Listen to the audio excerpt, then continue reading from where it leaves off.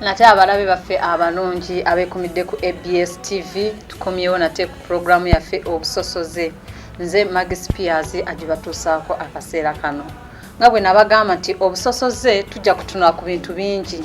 tujja kutunula ku mawanga tujja kutunula ku families ezesosola tujja kutunula ku bantu b'enjawulo olwaleero nzize n'omwami omu Munyarwanda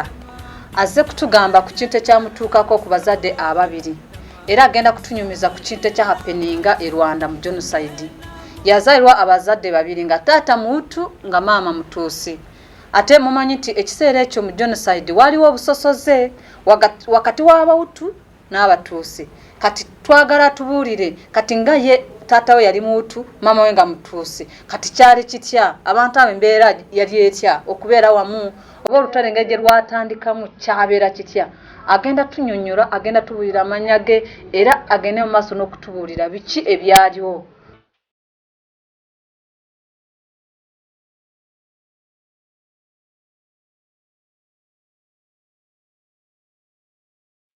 sebo turakwakiriye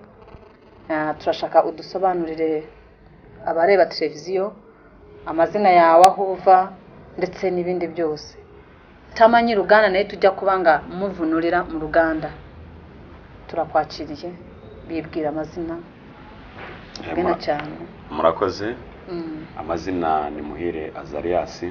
amanya ge bamwita Muhire Azarias ndi umunyarwanda w'i Rwanda Munyarwanda azayirwe Rwanda aho bita mu Burasirazuba je bayita banju beyo Rwamagana bayita Rwamagana district Rwamagana turashaka kumenya ese mu ntambara ya genocide wari uhari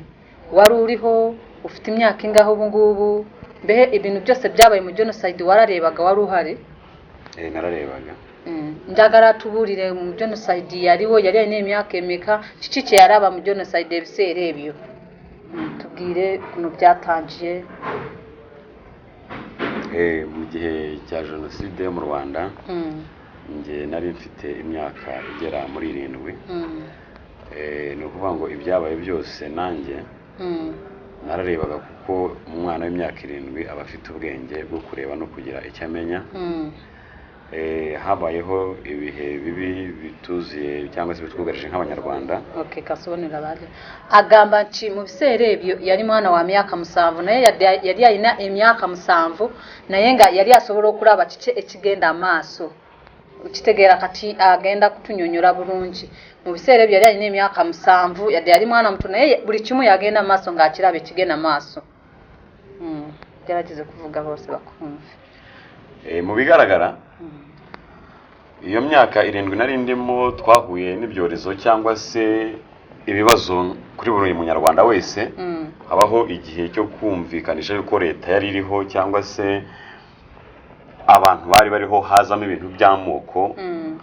Abatutsi Abanyarwanda n'Abahutu niyo moko tugira mu Rwanda